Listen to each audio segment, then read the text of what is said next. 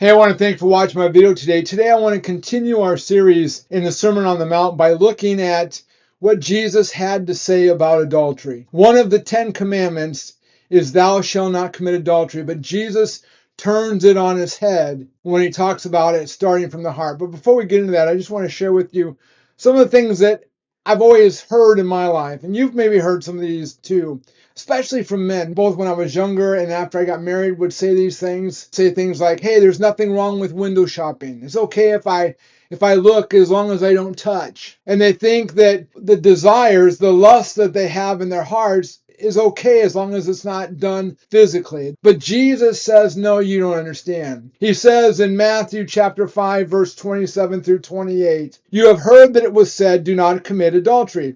But I tell you, everyone who looks at a woman lustfully, everyone who looks at a woman with a desire to do something physical with her, has already committed adultery with her in his heart. Now, let me explain a couple things. One, it is not sin to admire a woman. So if you admire beauty, there's nothing wrong with that. It is when we take that admiration and we go to the next step of thinking of something erotically, to thinking of something lustfully towards that woman, or for women towards that man, when caught up in an emotional relationship that draws us into having inappropriate thoughts about another man, if you're a woman. Either one of those, once we go past that admiration, both emotionally or that admiration in attractiveness, and carry it to the next level of a desire that becomes fantasy about something that we do with that individual,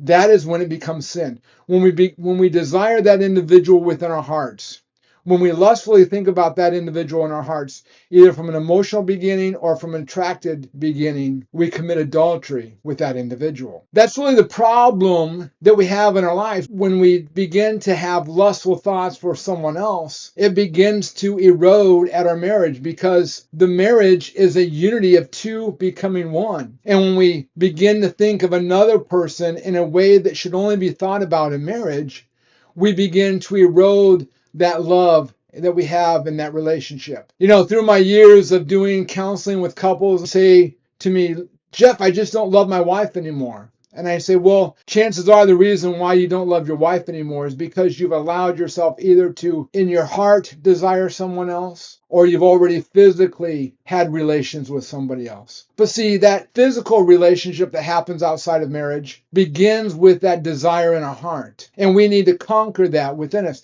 And one of the biggest ways that happens today is with pornography. Pornography has become the quick and easy solution to the desires that we have in our hearts, the desires that we have within our bodies. We think that we do no harm in our marriages, that we do no harm in our relationships, that we do no harm to ourselves if we look at pornography. But the reality is this: pornography not only destroys, and lustful thoughts about other women or lustful thoughts about other men, if you're a woman, those desires begin to erode not only our relationships, but they erode us ourselves. Paul put it this way when he wrote in 1 Corinthians chapter 6, verse 18, he says, flee from sexual immorality. Every other sin a person commits is outside the body, but the person who is sexually immoral sins against his own body. Now, I'm not saying that sexual sin is more deadly than any other sin, but what Paul is saying here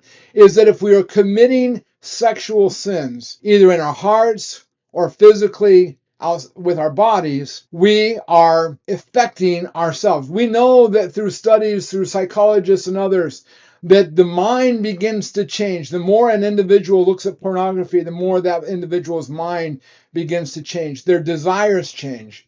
What they desire in their lives begins to change. And it affects their ability to have normal relationships with the opposite sex. And so it is very important that we understand our need to flee from sexual immorality, because not only does it hurt our marriage relationships, not only does it hurt our relationships with Jesus Christ, but it hurts our own self. It begins to rewire our thinking. It begins to change how we act. It begins to change our feelings about ourselves. And it can lead us into a deep and dark valley that we don't think we can ever get out of. So we need to destroy any desire that we have within our heart. See, we think that, oh, Jeff, there's nothing wrong with pornography. My wife's not giving me everything I want, or my relationships aren't giving everything I want, or, I'm not in a relationship. I just need to feel that desire that I have, that urging that I have. And we think that by turning to pornography that we can get that answer, we can get that fix.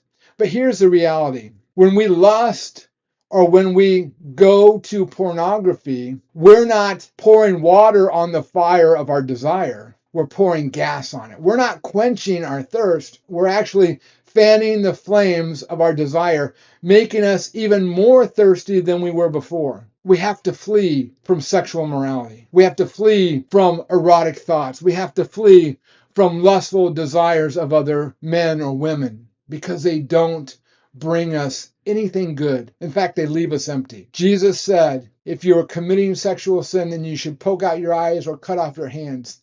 He goes on and he finishes up in this section on adultery. Now, does he literally mean cut off our hands and poke out our eyes? No. What he is saying here is that sexual sin is a very dangerous sin, and we need to flee from it immediately. Jesus is using hyperbole to tell us, run from it. Don't embrace it.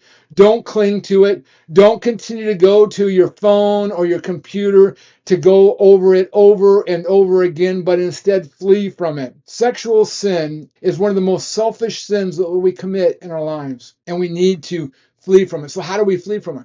Well, we flee from it by turning from self and turning to God. By turning from self and turning to the love that we have for our spouses. We put them and we put God first. We die to our desires as we get up each morning. We literally have to get up each morning and say, Lord, I am dying to the desire of my heart today. I am dying to the flame of passion that I have that is inappropriate. And then by doing that, we can overcome. Yes, we can overcome our addictions to pornography, our addictions to inappropriate thoughts that lead us to destruction. Hey, if you're struggling with that right now, leave me a message, a private message, either through Facebook or through YouTube. Get a hold of me because I'd like to help you. I have materials to help you get through that, and I have advice that I can give you as you're dealing with these things in your life. And if you're in the Sandwich area this Sunday, I encourage you to come and join us as we continue in this series on the Sermon on the Mount. If you've watched the very end, I encourage you to hit the like and subscribe buttons, because by doing that, you help us to pass this video to more and more people.